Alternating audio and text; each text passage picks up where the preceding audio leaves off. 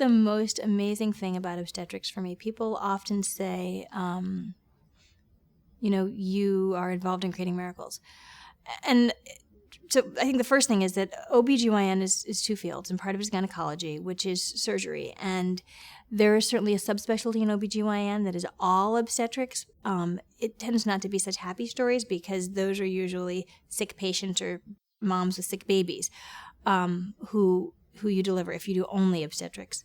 But as a generalist, I get to do surgery, which I love, and I get to do obstetrics, which I love. And I think the part about obstetrics for me, it almost sounds mundane, but is the part that regularly, routinely, every single time I deliver a patient is available and usually happens. And that is the wonder of the bond that occurs almost instantaneously through the process of birth. I think that women that are pregnant have a very strong attachment to being pregnant, the concept of having a baby.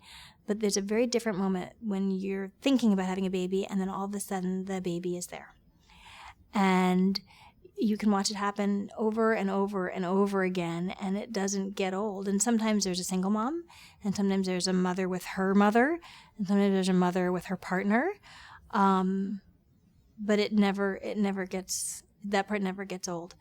And then also it's probably one of the most discrete moments of change in a person's life.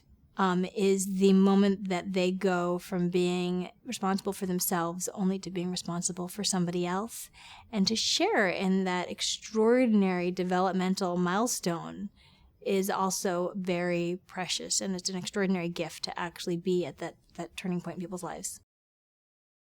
I deliver on call anywhere between maybe 3 and 11 babies was the most I've ever done. Last night, I got to work at 5 o'clock, and I worked until 7:30 this morning, and I delivered 5 babies, but on the labor and delivery unit, we have a midwife and a family medicine doctor, and so our total deliveries for the night were 9.